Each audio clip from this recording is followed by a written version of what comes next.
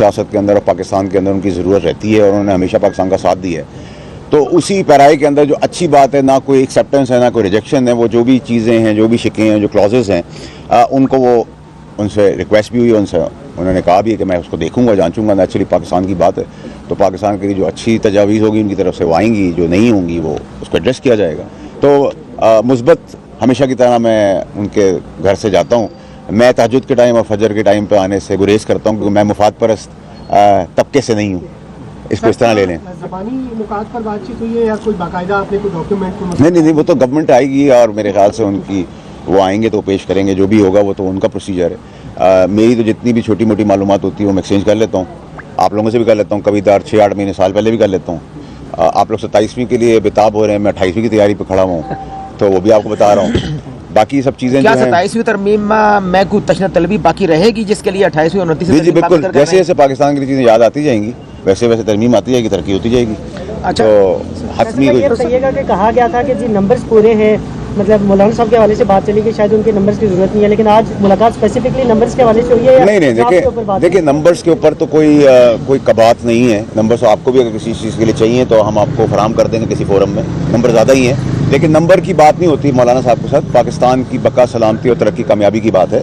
तो मौलाना साहब को आपने हमेशा पाया पाकिस्तान के लिए और आप आगे भी चाहते हैं कि मौलाना साहब का हिस्सा हमेशा रहे। नंबर या नो नंबर वाले सिचुएशन नहीं है, लेकिन मौलाना साहब का होना बहुत ज़रूरी है पाकिस्तान की बका और सलामती के लिए। उनका एक बड़ा इंपॉर्टेंट रोल है और वो रोल रहना चाहिए और रहेगा।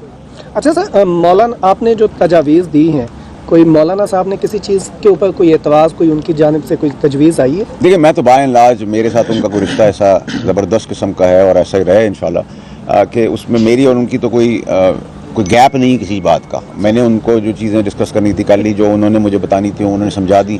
अब वो गवर्नमेंट का काम है, गवर्नमेंट की तजावीज़ है, गवर्नमेंट का ये 27 अमेंडमेंट है, तो गवर्नमेंट नेचुरली कांटेक्ट करेगी, आजकल में आएगी उनके पास। ये जो तरमीम लाई जा रही है 27वीं तरमीम, इस तरमीम का कोई मुसवदा वाज़ेह तौर पर सामने आया है? अगर आया है तो किन किन सियासी जमातों को दिया गया है?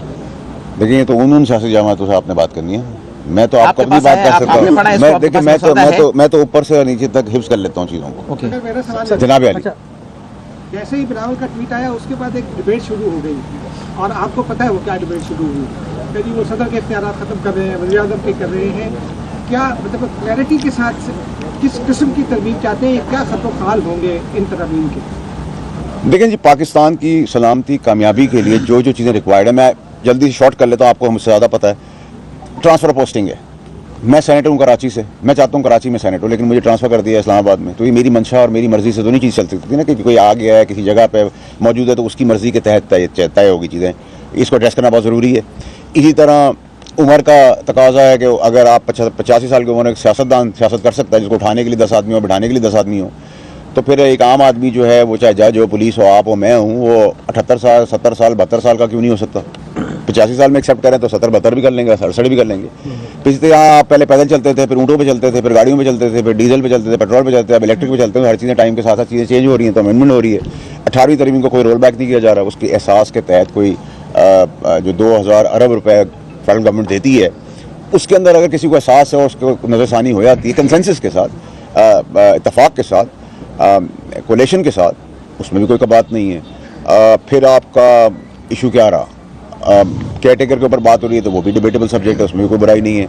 अगर आप मुझसे 243 के तहत बात कर रहे हैं तो 243 क्या कहते हैं, एक मल्टी डोमेन एक टर्म है जिसके अंदर सिर्फ आप ज़मीनी जंग नहीं है, सिर्फ एयरफोर्स की जंग आसमानी नहीं है, या समुंदर की नेवी की जंग नहीं है, साइबर जंग भी है, नैरेटिव की जंग भी है, इकोनॉमिकल जंग भी है, ग्लोबल पोजीशनिंग की जंग भी है।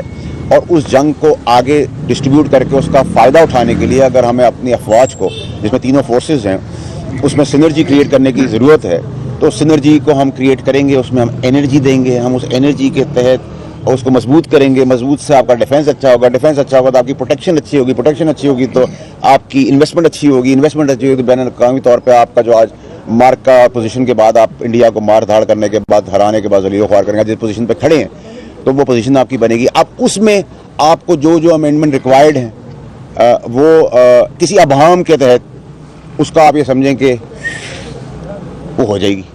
ठीक है जी, और पाकिस्तान हमेशा जिंदाबाद रहेगा। ये बता दें कि प्रोग्राम में बात की है कि अगर पीटीआई जो है वो आती है नवंबर के अंदर, तो जो प्रेसिडेंट सेट हो चुका है TLP के साथ, उनके साथ फिर यही किया जा सकता है। क्या पाकिस्तान ऐसे ही चलेगा सर? कोई भी बंदा आता है अपने हकूक़ के लिए सड़कों पे, तो उसके साथ यही सलूक होगा? देखिए मेरे भाई, TLP से मेरे खुद बहुत अच्छे ताल्लुकात हैं। 2018 से आप सबको याद होगा, आप सब साथ, कुछ हम साथ बड़े हुए हैं, कुछ हम उनके आगे बढ़े हुए हैं, कैमरे के आगे, या हमारे जो मोज़ेज़ दोस्त हैं।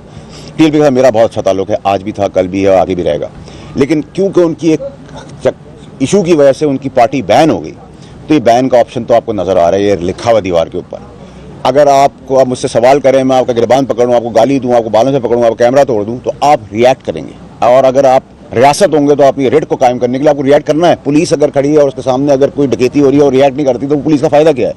उस रिएक्शन के अंदर फेंटा भी लगेगा, उसके अंदर भी क्लैरिटी होनी चाहिए। वो मैं खुद क्यों ना हूँ, मैं तो जनरली सब पार्टियों की बात कर रहा हूँ, क्योंकि आप स्पेसिफिक मुझसे PTI की बात करें तो आफरीदी साहब आए हैं, नए हैं, जवान हैं, ग्रास रूट से, एक अच्छा प्रेसिडेंट तय हुआ है कि एक वर्कर ऊपर आया है, बहुत अच्छी चीज़ है, उसको हम वेलकम करते हैं। उस वेलकम के अंदर वो डेवलप करे चीज़ें, प्रोग्रेसिव KPK के लिए कुछ करे, स्कूल कॉलेजेस सड़कें तामीर करे, कोई अच्छी चीज़ करे, और इमरान खान साहब के लिए एक अच्छा रास्ता बनाए, मुस्बत रास्ता बनाए। बदनिस्बत अगर मौला झट की सियासत करनी तो फिर इंतजार है कराची इस्लामाबाद को आए, आप देखेंगे फेंटा भी लगेगा। गवर्नमेंट का ऑप्शन है, बैन का भी गवर्नमेंट का ऑप्शन है, गवर्नमेंट का गवर्नर राज का भी ऑप्शन है। तो ये ऑप्शन क्लियर होनी चाहिए। क्यों ढकी छुपी बातें क्यों करें हम क्यों वो रिवायती डेमोक्रेटिक बात में नहीं कर सकता? आपको पता है कितनी एक मज़ामत की तो की जा रही है इस तरमीम पर, किसकी इत्तेहादियों की जानिब से? पार्टी की बिलखसूस।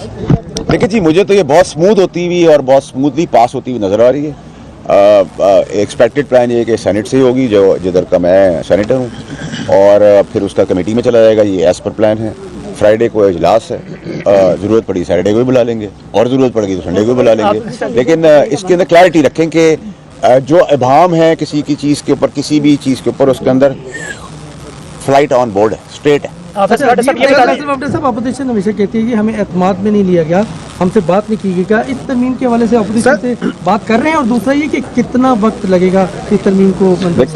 26वीं तरमीम के मौका पर 26वीं तरमीम के मौका पर भी मौलाना फजलुर रहमान साहब के जरिए PTI को इत्माद में लेने की कोशिश की थी। क्या इस दफ़ा भी PTI को इत्माद में लिया जाएगा? देखिए, PTI ने अगर अच्छी सियासत करनी तो उनको इत्माद में लेना चाहिए। वो माने ना माने ये उनका हक है, लेकिन उनको लेना चाहिए और उनको वहाँ बैठना चाहिए। लेकिन अगर उन्होंने वही मनफी सियासत करी, नेगेटिव सियासत की, और बाइकआउट और वही ट्विटर और अटरम पटरम, तो फिर आजकल मौसम बड़ा अच्छा, आपके यहाँ छल्लियाँ बड़ी अच्छी मिल रही हैं, पकौड़े बहुत अच्छे हैं, और वो रेवड़ियाँ बहुत अच्छी हैं, तो फिर वो खाएं। उनकी ज़रूरत तो फिर हमें नहीं है। मौलाना फजलुर रहमान हमेशा स्लो फैसला करते हैं। पिछली दफ़ा भी यहाँ पे रात 3-3 बजे तक मीटिंग्स हुई हैं। इस बार क्या उम्मीद है मौलाना फजलुर रहमान से? देखिए, मौलाना साहब एक ज़ीरक सियासतदान है। देखिए, उनके बिहाफ पे तो मैं कोई बात नहीं कर सकता। हम उनसे सीख सकते हैं, उनको सिखा नहीं सकते, नंबर 1। और मुस्बत बात यह है कि वो सब चीज़ें देखेंगे। उन्होंने ये तो नहीं कहा मैं कोई चीज़ देखूंगा नहीं, पाकिस्तान के मुफाद में है, उनको कोई चीज़ समझ आती नहीं समझती, तो उनका फैसला है। जहाँ तक आपने सवाल किया कब तक होगा, तो आप कितना जल्दी जाते हैं, मैंने तो आपको बता दिया, फ्राइडे सैटरडे संडे भी कर देंगे, और इस महीने के से बहुत पहले कर लेंगे। तो सेनेट में ये तरमीम पहले आ रही है, नंबर गेम आपको क्या नजर आ रहा है? आपको किस जगह पे कुछ नंबर चाहिए तो हम आपको दे सकते हैं। रहमान साहब हमारे मुल्क की एक बहुत इंपॉर्टेंट शख्सियत है सियासत के अंदर। अगर वो भी आते हैं, ज़रूरत है नहीं ज़रूरत है, लेकिन अगर आ जाते हैं तो बहुत अच्छी बात है। अगर आप एक चीज़ पास कर सकते हैं 50 नंबर से, तो फिर 33 पे क्यों वोट करें?